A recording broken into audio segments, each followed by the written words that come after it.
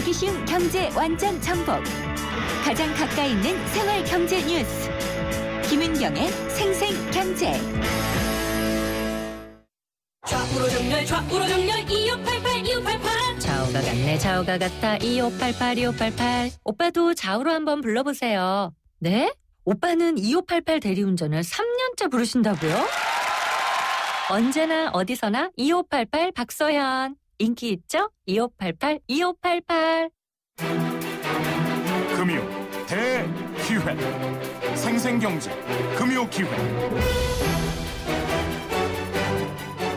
네, 올해 많은 부분이 변화가 있었지만요. 특히 은행권 어느 때보다 다양한 변화와 혁신 요구 속에서 굵직한 이슈들이 많았습니다. 무엇보다도 눈에 띄는 것은 아무래도 인터넷 전문은행이겠죠. 스마트 금융, 비대면 채널을 활용한 무인 점포 이런 얘기들도 많이 나오고요. 금융권, 은행권 하면 가장 보수적이고 변화에선 조금 늦다라는 생각이 들었는데 이제는 트렌드를 받아들일 수밖에 없는 상황이다라는 생각도 듭니다. 또 풀어나가야 될 숙제도 많이 있을 것 같고요. 그래서 오늘 3, 4부 금요기획에서는 인터넷 전문은행, 비대면 인증 등 스마트 금융 시대를 정리를 해보고요. 향후 풀어야 할 과제도 심도 있게 얘기를 해보도록 하겠습니다. 오늘 함께해 주실 두 분입니다. 먼저 금융위원회 이윤수 은행과장님 나오셨습니다. 안녕하십니까? 안녕하십니까? 네, 금융소비자연맹의 강형구 금융국장님도 나오셨습니다. 안녕하십니까? 예, 안녕하십니까? 두 분도 인사 나누시죠. 예, 안녕하세요. 네. 2015년이 굉장히 많이 변했어요. 특히 금융 쪽에서는 핀테크라고들 얘기를 많이 하잖아요. 금융하고 이제 IT 기술이 접목이 돼서 여러 가지들이 변화가 있었고 특히나 최근에는 인터넷 전문은행이 선정이 됐거든요. 인터넷 전문은행이 선정이 되면 어떻게 되는 건가 다들 이제 좀 궁금해하실 텐데 이런 변화들에 대한 평가 그리고 2015년 가장 큰 변화는 뭐였다라는 점들을 각각 이야기를 해주셨으면 좋겠는데요. 먼저 이윤수 과장님께 부탁드릴까요? 예, 말씀하셨고 많은 전문가들이 평가하시듯이 금년 한 해는 아마 대한민국의 핀테크 활성화의 원년이 아니었나라고 네. 생각을 하고 있습니다. 이 IT와 금융의 융복합화라는 것이 이제 글로벌 트렌드거든요. 네. 글로벌 트렌드에 우리가 좀 뒤처졌다라는 평가가 있었지만 그거를 아주 빠르게 캐치업하는 그런 한 해가 되었고요. 네. 뒤에 말씀드렸지만 여러 가지 서비스들이나 제도 개선이나 이런 부분들이 많이 이루어지고 생활 속에서도 그런 부분들을 상당히 체감하실 수 있는 그런 기반이 되지 않았나 싶습니다. 과장님이 굉장히 바쁘셨겠어요. 네, 은행 쪽이 사실 네, 좀 한 20몇 년 만에 좀 변화가 좀 많이 있었습니다. 그렇죠. 내년에도 이어질 것으로 보이고요. 예, 핀테크 원년이다라고 이제 평가를 해주셨는데 그러면은 금융소비자연맹의 강영구 금융국장님은 올해의 어떤 것들이 가장 큰 변화였고 성과라고 보시나요? 예, 조금 전에 말씀하신 그대로입니다. 아, 네. 예, 핀테크 관련 융합 서비스 모델이 확대되는 새로운 변획기로 접어들었고요. 네. 더군다나 IT 업계가 금융업에 진출하여 이런 현상은 더욱 가속화될 것으로 보입니다. 그렇겠죠. 예, 그러므로 인해 가지고 올해는 은행의 서비스 이 핵심이 되었고요. 더군다나 은행의 경쟁력이 제고되고 이 소비자 호용이 좀 증가된 네. 한 해가 된 것 같습니다. 그러면 이제 저는 그래요. IT 쪽에 관심은 많은데 인터넷 전문은행이 들어서게 된다.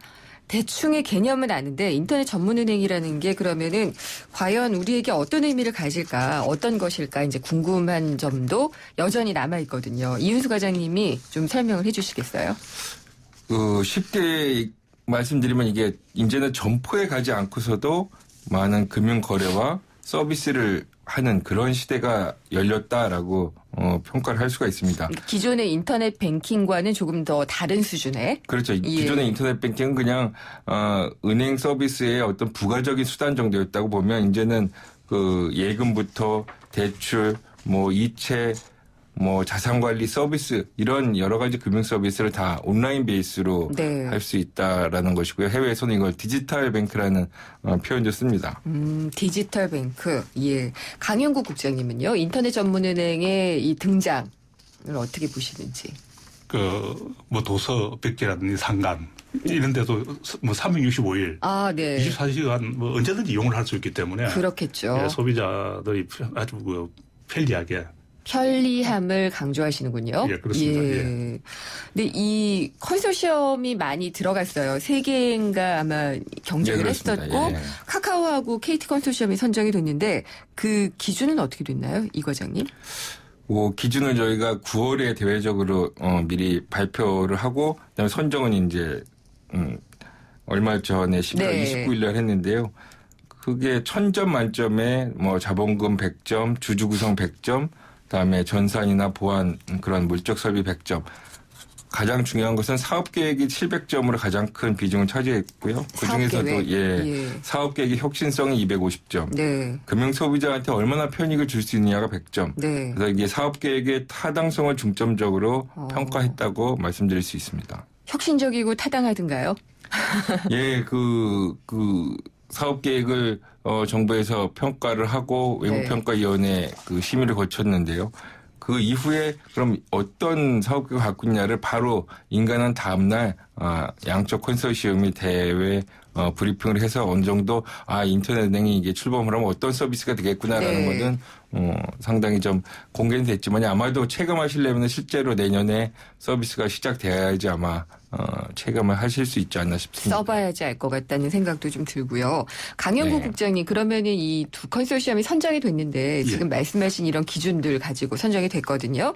선정의 어떤 뭐 과정이나 기준 이런 거는 문제는 없었다고 보시나요? 조금 좀 잡음이 좀 있었습니다. 잡음이요? 예, 뭐 대주주의 적격성 문제도 좀 문제가 됐었고요. 뭐 자세하게 얘기해 주시죠. 대부업체. 예. 또 등록 신청을 한 게 있었는데요. 대부업체가 이번에 컨소시엄에 들어왔나요? 안 들어왔습니다. 안 들어왔죠. 예. 그 평가 항목 중에 보면요. 그 대주주 및 주주 구성의 배점은 한 10% 100점이었는데요. 10점 만점에. 이게 대주주의 뭐 적격성. 네. 그리고 이제 이 주주 구성이 앞으로 그 운영 방향하고요. 네. 이런 자금 조달. 예. 그럼 사업 계획과 밀접한 관련성이 있는데요. 그렇죠. 이 비중이 좀 너무 많이 낮았고요. 그 낮았다는 게 무슨 그 말씀이신가요? 1000점 중에 100점. 주주 구성을 조금 더 비중을 뒀어야 된다라는 그게 좀 말씀이신가요? 배점을 좀 많이 좀 강화시켜야 있었는데 네. 그게 좀 많이 낮은 게 좀 아쉬웠고요. 예. 또 이제 이 비대면 거래이지 않습니까? 그렇죠. 여기에서 이제 발생할 수 있는 금융 사기에 대한 뭐 피해 예방 대책이라든지 이 피해 규제 기준이라든지 뭐 방안이 좀 마련되어 되는데요. 네. 이게 심사 기준에서 좀 많이 노력하게 되어 있어가지고 안 그래도 이런 인터넷 전문에는 금융 사고 일어날 경우에는 그게 좀 우려가 되죠. 우려가 됩니다. 그렇게 그런 걸 좀 마련해가면서 사업성도 구비해가면서 평가를 했어야 되는데 이런 게 좀 많이 좀 배제가 돼가지고요. 그 금융 소비자의 권익 보호 측면보다는 어떻게 보면 사업성만을 좀 고려한 거 아니냐 이렇게 좀 보입니다. 이은수 과장님이 하실 말씀이 있으실 것 같은데 지금 이제 강 국장님이 말씀하신 것은 주주 구성 문제라든지 또 소비자들이 나중에 혹시라도 이제 문제가 생겼을 때 그걸 어떻게 이제 보상받느냐라는 권익 부분 이게 좀 모자랐다고 말씀을 하셨거든요. 이게 상대적인 부분인데요. 이게 주주 구성 계획이 이게 또 사업 계획하고는 이게 또 밀접하게 연관이 돼 있어요. 주주 구성이 잘 돼야지 그렇죠. 비즈니스 모델도 잘 나오는 측면이고요. 자본금도 그렇고요. 그다음에 이런 말씀하시는 그런 보안 설비나 이런 부분들은 사실 이게 뭐 따로 무슨 대책을 하는 게 아니라 이거는 사실 은행이라고 하면 당연히 이거는 가져가야 되는 책무이기 때문에 앞으로 그런 부분은 보겠지만 지난번에 2년 전에 그 카드 정보 유출 사고 난 다음에 법제가 상당히 정비가 됐습니다. 이제 개인정보가 금융회사의 과실로 유출이 됐다 그러면은 그 소비자들한테 법적으로 손실을 보상해주는 그런 제도가 이미 완비가 되었기 때문에 이런 부분들이 이제 만약에 사고가 나면 이제 신용정보법상의 그런 구제 제도가 작동이 될 것입니다. 혹시 그러면은 그런 기술이랄까요? 저는 이제 보안 기술에 대해서는 잘은 모르는데 그럼 이번 심사를 할 때 이런 우리가 소비자 보호를 할 수 있는 보안 기술을 갖고 있습니다. 이런 것도 보여줬어야 됐나요? 아니면 그건 나중에 마련해도 되는 거였나요? 지금도 예비 인가 단계에서도 보여줬고요. 우리가 이제 본인가를 할 때는 그런 계획상에 있는 거 말고 실제로 인적 물적 시설이 잘 갖춰 있느냐를 평가를 하게 될 텐데 그럴 때 가장 우리 중요하게 보는 게 그런 전산 그리고 개인정보 보안 이런 부분들을 중점적으로 확인을 하게 됩니다. 강 국장님 지적하신 부분에 대한 답을 좀 얻으신 것 같으세요? 어떠세요? 실제로 보면 한국 카카오 뱅크 있지 않습니까? 그것도 보안은 예부 용역을 준다 그러거든요. 그 실질적으로 자기들이 그 뭐 주주의 보완되는 전문업자 참가를 해가지고요. 책임을 질 수 있는 게끔 이게 돼야 되는데. 그러니까 아웃소싱을 주지를 않고 그냥 안에서 할 수 있도록 그렇습니다. 내부 인력으로. 예. 그래야 책임이 강화되고 보호가 좀 확실해질 수 있습니다. 그런 점들이 약간 좀 부족하다라는 말씀이시네요. 어쨌든 그 인터넷 전문은행이라는 게 이제 출범을 하게 됐고 개업에 이제 거의 다가가고 있는데 전반적인 얘기를 지금 저희가 3부에서 해봤습니다. 김은경의 생생경제 3부 금요기획이고요. 인터넷 전문은행 비대명 인증 등 2015 스마트 금융시대의 과제를 주제를 가지고 금융위원회 이윤수 은행과장님 그리고 금융소비자연맹의 강영구 금융국장님과 함께 이야기를 나누고 있습니다. 3부는 여기서 마무리를 하고요. 금요기획은 4부에서도 이어가도록 하겠습니다. 저는 10살 심서원입니다. 저는 크리스마스가 너무 기다려져요. 선물도 받고 맛있는 것도 많이 먹으니까요. 근데 크리스마스를 싫어하는 친구들도 너무 많대요. 가족도 없고 케이크도 없으니까요. 제 친구들 모두 행복한 크리스마스를 보냈으면 좋겠어요. 힘겨운 겨울을 보내고 있는 아이들에게 산타가 되어주세요. 지금 바로 02544-9544, 02544-9544로 전화주세요. 이 캠페인은 뜨거운 사랑을 나누는 하은맘 S프로젝트와 함께합니다. 02544-9544 기아대책. 어려운 경제학은 가라. 귀에 쏙쏙 들어오는 김인경의 생생경제. 생생경제 4부 시작하겠습니다. 금요기획 이어가겠고요. 인터넷 전문은행 2015 스마트 금융시대의 과제를 주제로 금융위원회 이윤수 은행과장님 그리고 또 금융소비자연맹의 강형구 금융국장님과 함께 하고 있습니다. 전반적으로 올해 이제 들어서게 되는 올해 이제 나타나게 된 스마트 금융시대에 대한 이야기를 전반적으로 나눠봤고요. 이제 조금 더 구체적인 얘기들을 해보도록 하겠습니다. 인터넷 전문은행이 생기면은 23년 만에 새롭게 은행이 진입을 하는 거잖아요, 이거죠. 네, 그렇습니다. 그렇죠. 예. 그래서 이 은행권이라는 게 상당히 좀 보수적인 느낌이 굉장히 들었거든요. 변화가 별로 없고. 예. 네, 제일 금융권 중에서는 보수적인 어떤 관행이 많다라고 평가가 되고 있습니다. 예. 근데 이게 들어서게 되면은 정말 혜성 같은 존재가 되면서 변화를 많이 가져올까요? 그래서 이게 경쟁력은 사실 경쟁이 자꾸 노출을 시켜야지 향상이 된다고 생각을 하는데요. 그런 면에서는 새로운 플레이어들을 은행 시장에 넣는 것이 경쟁을 촉진시키고 어떤 금융 서비스의 혁신을 가속화시키는 제일 좋은 방법이라고 생각이 들고요. 특히나 기존 은행과 똑같이 일반은행이 아니라 이런 새로운 시대에 맞는 디지털 은행을 집어넣음으로 인해서 지금 뭐 은행권들이 굉장히 긴장을 많이 하고 있어요. 예, 고객들을 어떻게 하면 안 뺏길 것인가라는 고민들 하고 노력들을 많이 하고 있습니다. 그러니까 어쨌든 굉장히 큰 변화를 가져올 수 있는 정말 변화하지 않았던 은행권에 변화를 가져올 수 있는 변수가 될 것으로 보고 계신데 소비자 입장에서 보면은요, 강 국장님. 중금리 대출이 가능하다라는 얘기들을 참 많이 했거든요. 그러니까 뭐 점포 운영비라든가 이런 게 줄어드니까 당연히 뭐 자금 조달하는 비용도 좀 뭐 이렇게 그 마케팅 비용 같은 것도 줄어들 거고 인력 비용도 줄어들 거고 그렇게 해서 좋아질 것도 같은데 가능할까 모르겠다는 생각도 들기도 하고요. 어떻게 보시나요? 예, 그렇습니다. 실질적으로 이제 이 시설에 대한 투자가 없기 때문에요. 그 오프라인 지점이 없지 않습니까? 예, 그 비용은 다 절감이 되겠죠. 그렇습니다. 그 비용 절감이 되고요. 더군다나 이런 빅데이터를 이용을 해가지고요. 빅데이터. 그 신용 평가를 할 수 있기 때문에 기존의 이런 금융권의 신용평가 시스템으로 보면요. 그 금융거래로 인한 것만 평가가 됩니다. 그렇죠. 예, 그렇기 때문에 실질적으로 금융거래를 하지 않는 신용거래를요. 그런 주부라든지 대학생들은 신용등급이 나오질 않습니다. 예, 그렇기 때문에 금리가 상당히 높은 금리를 받고 그런 주부들이란 대학생들이 대출이 가능하기 때문에요. 얼마든지 지금 이 금리 은행에서 이금전 절벽이지 않습니까? 그 중간 한 10%의 중금리는 가능할 것 같습니다. 아, 그래요? 그러면 금융소비자 입장에서는 금융에서 좀 소외되었던 계층들도 혜택을 받을 수 있고 중금리 대출도 가능하다 그러면은 좋은 거네요? 네, 그렇습니다. 아까 조금 전에 제가 말씀드렸듯이요. 예. 그 상간폐기라든지 예. 도서 지역에도 365일 24시간 은행을 이용할 수 있고요. 또 간편 이런 송금, 네. 이 결제 등으로 소비자 편익이 증가하고 네네. 그 수수료는 좀 은행보다 낮고요. 더군다나 그 예금금리는 은행보다 좀 높게 준다고 하지 않습니까? 예, 비용 아끼면 그런 데서 줘야죠. 그렇습니다. 예. 그 대출금리도 중금리를 갈 수 있기 때문에 네. 어떻게 보면 이금주권 제초은행이라든지 네. 이런 데서 대출금리를 좀 인하시키는 요인이 되지 않을까 생각을 하고 있습니다. 그러게요. 이금융권이나 이런 데도 긴장 많이 하고 있을 것 같아요. 예, 사실상은 은행권보다도 오히려 이금융권 쪽하고의 경쟁이 조금 더 가속화되지 않을까. 왜냐하면 중금리 시장에 이제 이런 인터은행이 치고 들어오게 되면 기존에는 아까 국장님 얘기하신 것처럼 그냥 신용평가를 제대로 못하는 이금융권들이 똑같이 고금리를 매기던 부분을 맞아요. 끌어내리는 효과가 있거든요.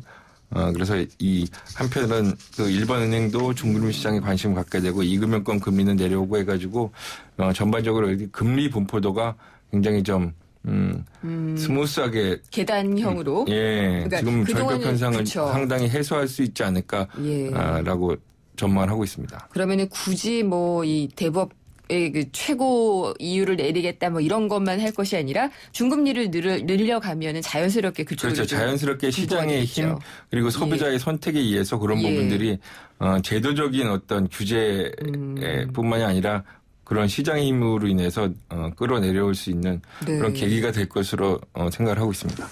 예, 이것도 이 과장님께 먼저 드려야 될지 강국장님께 여쭤봐야 될지 모르겠는데 은산분리 문제가 유야무야 되는 게 아니에요. 이런 얘기가 조금 있어요. 왜냐하면은 그동안에 이제 산업자본은 금융을 할 수 없도록 하도록 확실하게 막아왔었잖아요. 근데 이렇게 컨소시엄으로 들어오게 되면은 굉장히 큰 기업들이거든요. 큰 기업들이 은행업을 하게 되는데 이렇게 되면은 이게 법 개정이 가능할 것이냐 아마 좀 반대도 많지 않겠냐 이런 얘기가 있는데 어떻게 보시나요? 그래서 이 부분이 사실 인터넷 전문행 도입 방안 마련할 때 제일 많이 고민을 했던 부분인데요.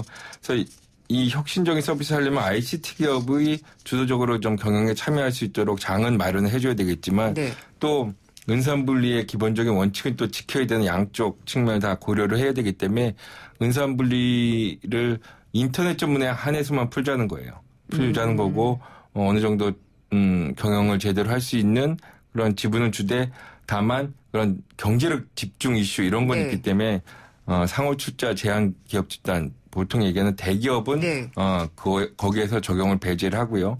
또 이게 사금고화로 혹시 전락하지 않을까 이런 문제가 있기 때문에 이 대주주와의 거래 제한은 신용공여가 됐든 지분 취득이 됐든 그런 부분들은 상당히 강하게 규제를 해가지고 그런 오해나 부작용의 우려는 불식시키려고 제도적으로 준비를 하고 있습니다. 근데 지금 얼마 안 남아서 연내 통과가 가능할지는 잘 모르겠다는 생각이 들고, 강국장님 말씀하시죠. 그렇지만은 우리나라 이 기업들 집의 이런 구조로 보면요. 대부분 개인이나 가족에서 좀 영향을 많이 받습니다. 조금 전에 하셨듯이 이 지분율 50%까지 확대 보유되면요. 너무나 가둬온 이 지분 보유 확대로요. 이런 은행의 모기업이 사금고가 될 우려도 있습니다. 조금 더 예를 들어서 그러면 지금 KT하고 카카오 컨소시엄이잖아요. 그중에 어디가 어떤 식으로 사금고화 될 것 같다 이런 식으로 얘기하실 수가 있을까요? 한국 카카오는 한국 지주금융입니까? 거기 한 50% 되고요.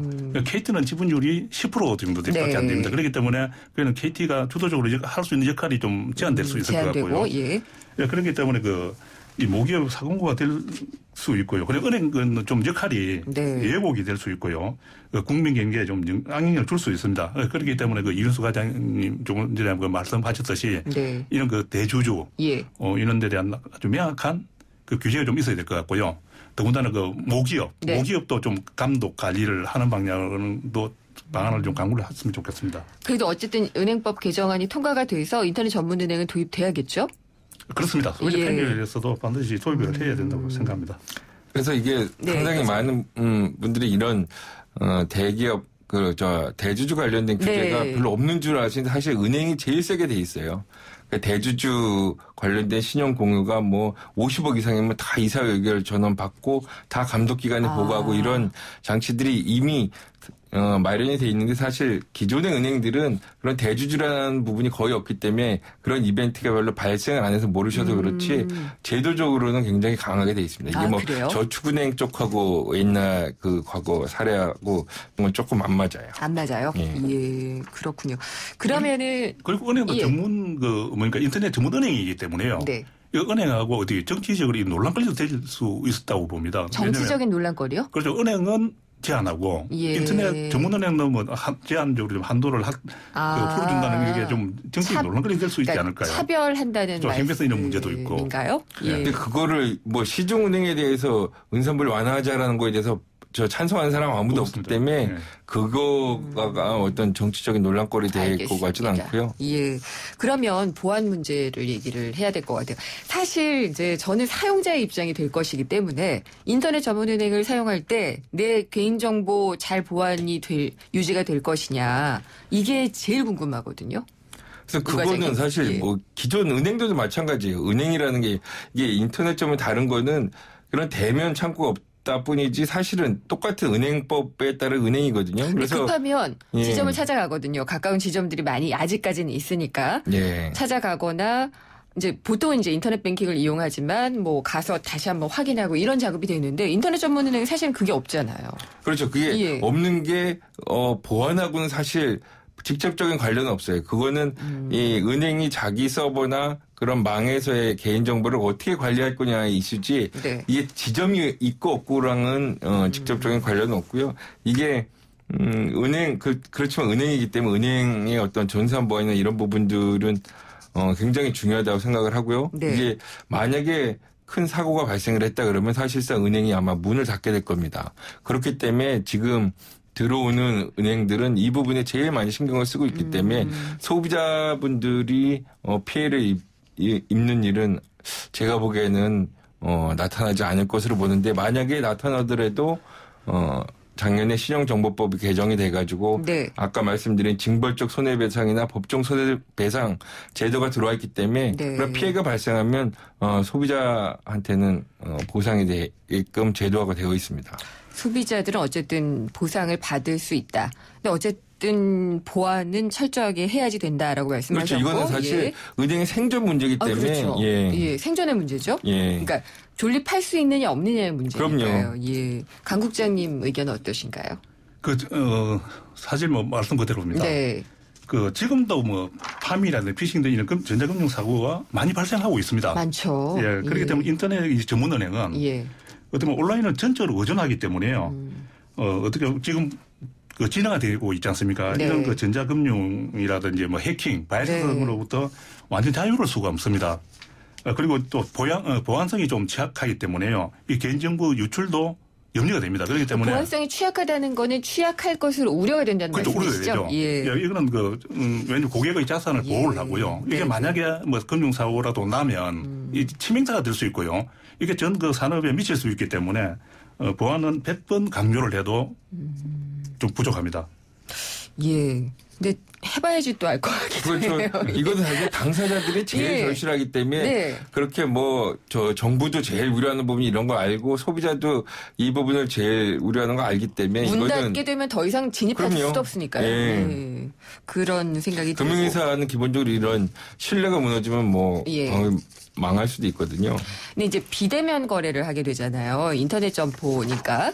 근데 그러면 가장 이제 우리가 많이 쓰는 생체 인증 이 정보는 지문이거든요. 근데 지문도 사실 저는 그래 영화를 많이 봐서 그런지 몰라도 이게 변조라든지 뭐 이런 게 가능할 것 같기도 하고 홍채도 한다고는 하는데 그런 걸로 해서 본인 인물 다 인증할 수 있을까? 이런 좀 의문은 드는데요. 강 국장님 어떠세요? 그렇습니다. 실제 보면 금융당국이요.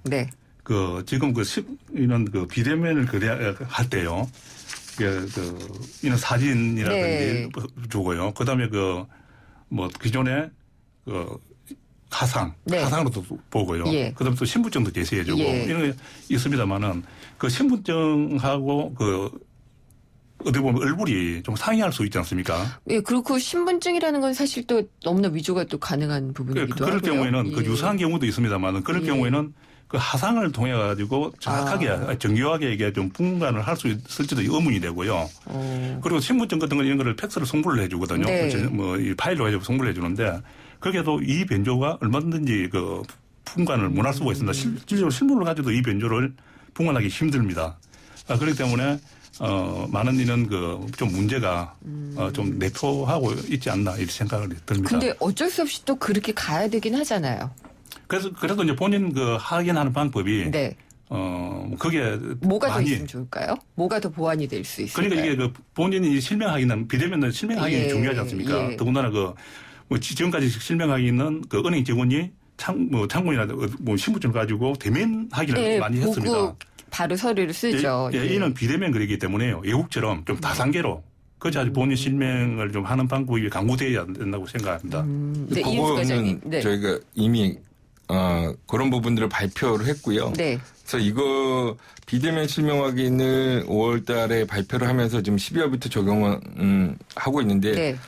한 5가지를 제시를 했습니다. 신분증 사본을 제출하는 방법, 영상통화를 하는 방법, 나중에 보안카드 전달할 때 확인하는 방법, 다음에 미국이나 캐나다에서 많이 쓰는 기존에 보유하고 있는 계좌에서의 소액 이체하는 방법, 그리고 어떤 기술 발전이나 기술 중립성 차원에서 기타 이에 준하는 새로운 방식을 다 허용을 한다라고 하면서 그게 생체 인증이 그런 부분들이 이제 바이오 인증 부분도 이제 시작이 됐는데 정부가 이런 거를 허용을 하면서도 강 국장이 말씀하신 것처럼 어떤 거래의 편의성보다는 일단은 거래의 안정성 부분을 좀 더 강조를 하고 싶어서 이런 방법들을 제시를 했지만 복수의 방법을 써서 크로스 체크를 하게끔 하나의 방법뿐만 아니고 최소한 2개 이상 권고 드리기는 3가지 방식을 결합을 해서 쓰기 때문에 지금의 그런 대면 방식이 사실 창구에 가서 얼굴 보고 그냥 뭐 눈으로 대충 사진 이렇게 하는 것보다 훨씬 더 정확하게 할 수가 있어요. 여러 가지 어떤 고정관념이 대면은 정확하고 비대면은 부정확하냐가 아니고 제가 보기엔 비대면이 훨씬 더 정확하게 이 사람이 과연 이윤수냐라는 것을 정확하게 식별할 수 있는 방법이 좀 더 선진화될 수 있다라고 생각이 들고요. 과장님 실무를 하시니까 혹시 그러면은 그거 직접 한번 이용해 보셨어요?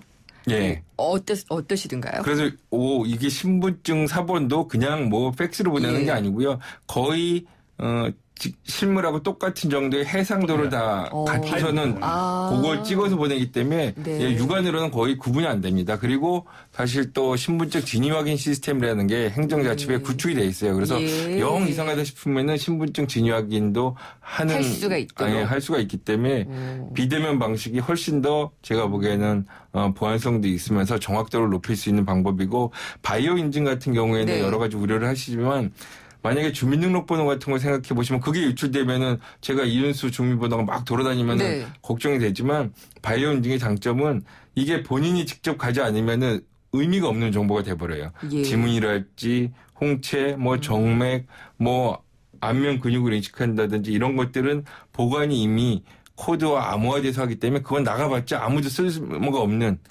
그런 정보이기 때문에 바이오 인증 부분이 그 기술 개발이 잘 되면은 훨씬 더 이거는 보안에 있어서는 좋다라는 생각이 드는데 다만 뭐 지문 같은 부분은 좀 다른 이슈가 있는데 인식이 잘 안 되기도 해요. 잘 안 되기도 하고 이쪽에 바이오 인증 기술이 많이 발달을 하면 또 이런 기술을 우리가 해외에 수출할 수도 있고 금융 말고 다른 분야에서도 이미 이런 본인 인증 기술이 발달하고 있기 때문에 그런 쪽하고의 어떤 시너지 효과도 있을 것으로 생각을 하고 있습니다. 그러니까 이게 비대면 거래에서 생체 인증이라는 부분을 너무 이렇게 부각시켜서 생각하기보다는 여러 가지 방법을 통해서 크로스 체크를 하고 있으니까 크게 걱정하지 않아도 될 거라는 말씀이신 것 같아요. 이 과장님 말씀. 근데 그거를 어떻게 잘 이제 하느냐가 그러면서도 너무 또 번거롭지 않게 너무 번거로우면 사실은 여기 갈 필요 없거든요.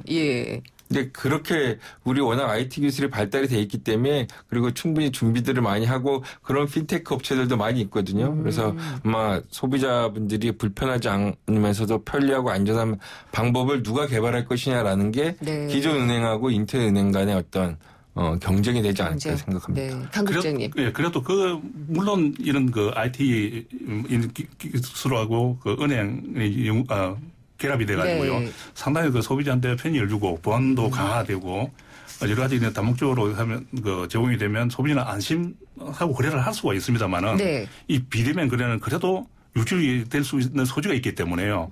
일단 다단계 이런 좀 단계를 거쳐서 네. 크로스 체크하는 것도 그건 좋고 하고 있다고 하시니까. 더군다나 일본처럼 우편으로 비밀번호 부여를 해가지고요, 보내가지고요. 예. 비밀번호 입력을 하면서 실명인은 확인을 한다든지. 그렇게도 하는군요. 예, 그렇게 해도 좀 방안도 강구할 필요는 있을 것 같습니다. 예. 근데 이제 이렇게 인터넷 전문 은행 들어서고요. 기존의 은행들도 이 무점포로 많이 가겠다 하면서 기존 지점들을 막 없애고 그러면은 그렇지 않아도 은행권의 구조조정 막 되고 있는데 은행 고용 문제는 상당히 불안해지지 않을까 이런 또 생각도 드는데 어떻게 보시나요? 기존 은행과는 달리 지점을 하고 안 해도 됩니다. 지금 인터넷 전문은행이. 아니, 그러니까요. 인터넷 전문은행은 예. 아예 지점은 이제 안 둘 거고 그렇습니다. 본사 하나 정도 있겠죠. 그러니까 200명, 300명 안팎의 정예에 대한 소수 인원으로도 운영이 가능하기 때문에요. 네. 고용 창출은 말보다 좀 제한적일 것 같고요. 더군다나 은행 간에 가격이 객화되고 네. 가격이 객화되면 수익성이 저하될 수 있지 않습니까? 예. 그렇게 함으로 인해 가지고 점포가 축소된다든지 또 인력 구조 조정이 일어나 가지고 그러니까 오히려 그렇게 되면은 은행에 고용되신 분들의 고용 불안이 또 문제가 되지 않을까 이런 생각이 들어서요. 예, 그렇습니다. 이 과장님은 어떻게 보시나요? 그래서 인터은행이 어떤 그런 약간의 촉매 부분은 될 수 있지만 기존의 은행들도 단순 업무는 점차 스마트 점포로 대체를 하고요. 네. 창구에서는 보다 심층적인 고객 상담이랄지 자문 업무 같은데 집중을 해서 부가가치를 창출하겠다는 사업 전략을 가지고 있는 부분이 어차피 그런 세계적인 트렌드거든요. 이게 은행이 혼자 우리나라에서만 영업을 하는 게 아니라 글로벌하게 경쟁을 하는 과정에서 네. 어느 정도는 좀 이겨나가야 되는 이슈라고 생각이 들고요. 그다음에 고용 부분도 인터은행이 되면 신규의 어떤 소위 얘기하는 질 좋은 일자리들이 네. 몇백 명씩 되고 일본도 그러면서 2,000명 정도 고용 창출이 됐고요. 우리도 국책연구기관에 따르면 한 3,000명 정도 좋은 일자리가 생기고 또 지금 들어오는 인터넷 은행들의 특징은 네. 국내에서 영업을 한 다음에 다들 해외로 진출할 생각들을 네. 많이 갖고서 기 때문에 어떤 해외에서의 그런 수익 비중 증대나 관련된 고용 부분도 네. 상당히 효과가 있지 않을까 기대를 하고 있습니다. 일단 해봐야 알 것 같아요. 해보고 저희가 사용을 해보고 근데 부작용이 없도록 최선의 준비를 하고 시작을 해야 될 것 같고요. 시간이 다 돼서 저희가 이제 마지막으로 정리를 해야 될 것 같습니다. 저희 금요계획은 마지막으로 정의를 내리고 끝나는데요. ICT와 금융의 접목은 무엇이다? 여기에 대한 정의를 좀 부탁을 드리겠습니다. 먼저 강영구 국장님. ICT와 금융의 접목은 무엇이다? 저는 간단하게 하면 네. 금융 핵심이다 이렇게 말씀을 드릴 것 같아요. 핵심이다. 예, 아니 핵심. 핵심이요? 예, 예. 핵심이 금융 핵심. 혁신이요. 예. 죄송합니다. 죄송합니다. 네. 아니요, 제가 잘 그래 좀 더 이제 거창하게 좀 말씀을 드리면 이 전봉하는 목적이 이 소비자의 효용. 이 가치를 증대시키기 위한 네. 목적으로 혁신이다. 예. 이현수 과장님, ICT와 금융의 접목은? 공무원 시각에서 말씀을 드리면 예. 금융개혁의 변곡점이다라고 생각을 저는 하고 싶고요. 것 같고요. 근데 예. 조금 더 소비자 눈높이에서 말씀을 드리면 이미 생활 속에서 시작이 되었다라고 네. 우리의 생활이다 예. 라고 말씀을 해 주실 수가 있겠군요. 예, 알겠습니다. 오늘 장시간 함께 말씀해 주신 두 분 감사하고요. 오늘 금요기획 마치도록 하겠습니다. 감사합니다. 감사합니다. 감사합니다. 저예요. 대성 보일러 모델 김성령. 가스비 대성 S라인 보일러라면 어렵지 않아요. 스마트폰에 손가락만 까딱하면 가스비 걱정 안녕. 대성 S라인 콘덴싱 기술과 IoT 기술이 만나 가스비 초간단 절약. 대성 S라인 IoT 보일러. 사장님들은 고민이 많다. 우리 가게 와이파이 설치해야 하는데 카드 결제기는 어떡하지? CCTV도 달아야 하는데 올레비즈 성공팩에 맡기세요. 사업에 필요한 IT 서비스를 한 번에 거기에 휴대폰 통신비 할인까지. 올레비즈 성공팩 문의 1588-0114 올레. 그곳에 내가 모르던 중국이 있었습니다. 1600년의 시간을 거슬러 사시사철 푸른 중국의 녹색 심장을 만나다. 대한항공 중국 란닝 주 2회 운항. Excellence in flight. Korean Air.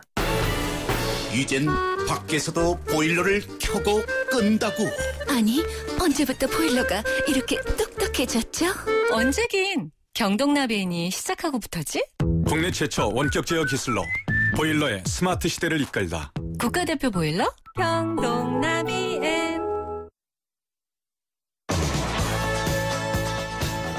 예, 김은경의 생생경제 4부 포스코 그리고 마지막 안주 숙취해소 캔디 키스립과 함께했습니다. 오늘 경제상식 퀴즈 정답 다 아셨죠? 3번 손톱입니다. 지문과 홍채는 가능하거든요. 오늘 선물 받으실 분은 6751님 외 4분입니다. 제작진이 따로 연락드리도록 하겠고요. 제가 2013년 11월부터 해서 오늘까지 2년 넘는 기간 동안에 거의 매일 진행을 해왔습니다. 오늘이 마지막이라서 저도 좀 어색할 것 같은데 또 다른 기회로 만나 뵙기를 원하고요. 새로운 방송도 잘 들어주시기 바라겠습니다. 여기까지 해서 인사를 드리겠습니다. 감사합니다. 김은경이었습니다.